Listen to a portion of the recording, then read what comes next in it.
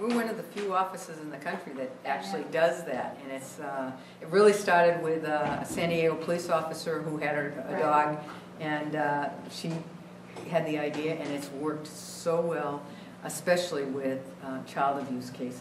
So we're not just down in San Diego, but we're going to Vista. Vista, we're going fabulous. To, we're reaching out to the other areas. So it's a great feeling to see that they're able to calm down and everything just by having the security of the pet right there for them. So, wow. So thank you for having That's the great. to do that. Mr. Dumanis, Call me Bonnie. No, Bonnie. There's an initiative being circulated to do away with the death penalty and go life in prison without parole. What's your thought on that? Well, first of all, it is the law right now, and I think the law should be, from our perspective, is exercised cautiously and with the weight that it deserves.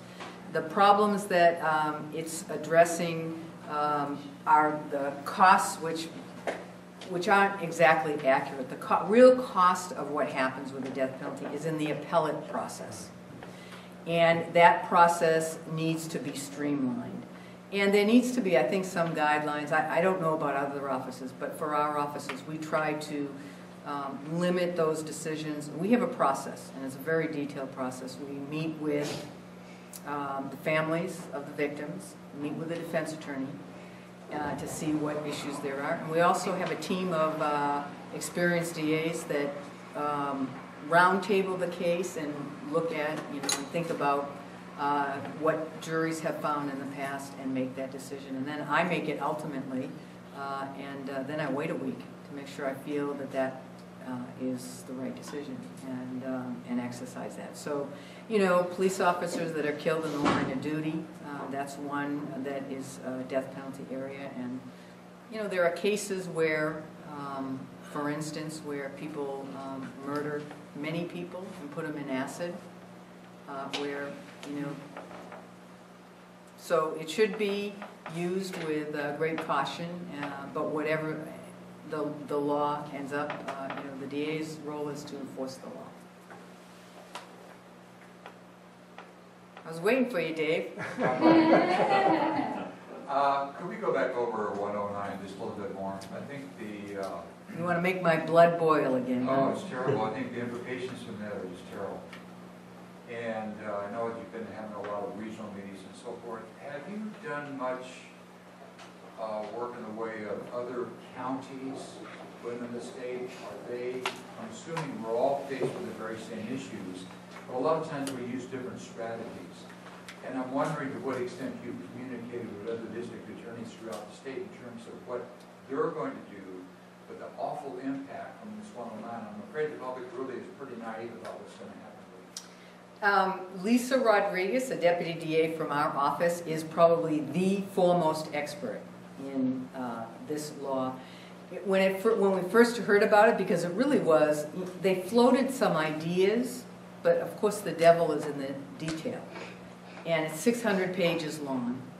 It changes 500 plus statutes. And so when it first passed, everybody said, what is this?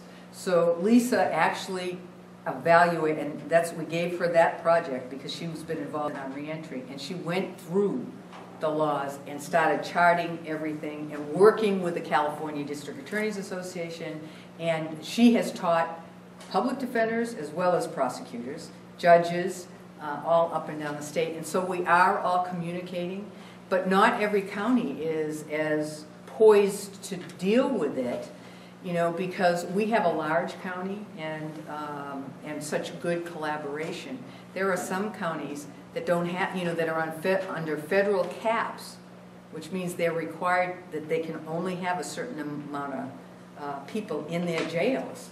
And so they have no place to put some of these people, and they don't have probation officers to do it. And there is a provision that you could contract with the state to take the state prisoners instead of taking them locally, but they don't charge you the same money that they give you. Okay, so in other words, they say you can do it cheaper, And by the way, we're not going to give you the entire amount of what it costs, but if you want to give them back to us, we'll charge you what we pay for them. So it's usually about $50,000 for a prisoner in state prison and about $35,000 locally.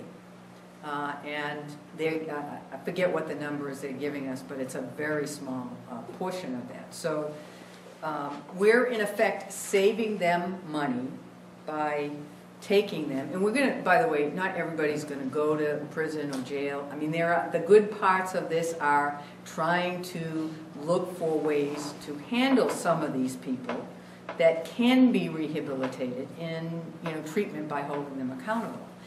But again, we don't have the resources right now. We're all scrambling to find treatment beds, and mental health programs and literacy programs. And how do you find jobs for people that have a felony record? And where do you house them? These are all real practical things that weren't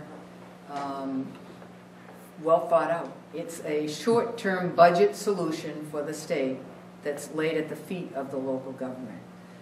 And I can tell you, Sheriff Gore, myself, Mac Jenkins, who's the chief probation officer, and all the county and state and city, people at the table. I mean, we really have been working on it since we've gotten wind of it, and we have a program and a plan, but we're, having to dance pretty fast.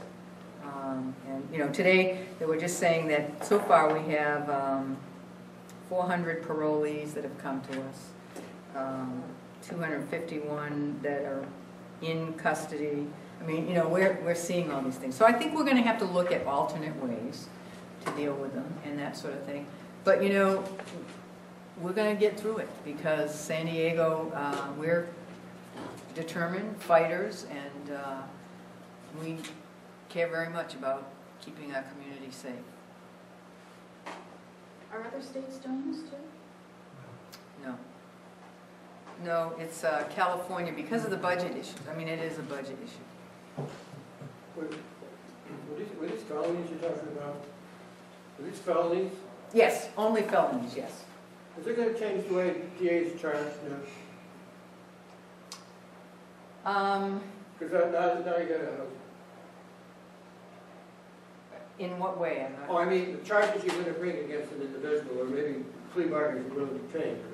Will it change the way DAs operate because now the county has to house them? I think it'll change how everybody handles them. I think we all, we're pragmatic and we're problem solvers, and so we're going to look. The whole system is going to look at the bail schedule, is going to look at other, electronic surveillance and monitoring, GPS surveillance and monitoring, home detention, all the different, in treatment, those kinds of things. So we're going to, bail may change. People that would ordinarily be in custody waiting for their trials will probably not be in custody, which of course will mean that there'll be more failures to appear. But, we'll deal with that as we come. And I think judges will look at it and look at, what the sentences are and how to best impact them.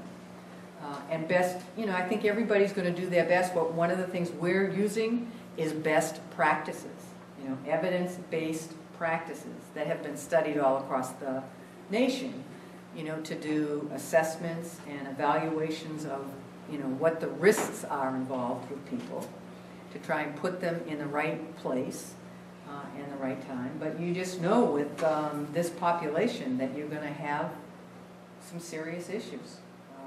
And, we're all going to work on it together. But just remember when those serious issues happened, it was Sacramento. Any other questions? Thank you very much. Thank you. I want to know whose Reese's candy this was. I'll throw it away. There's no garbage can. There's no garbage That's can? why it's probably still I'll take care of it. How about Oh, thank you. Let's have it, I'll take care of it. All right, thank you. Thank you very much. I Thank really you. appreciate it.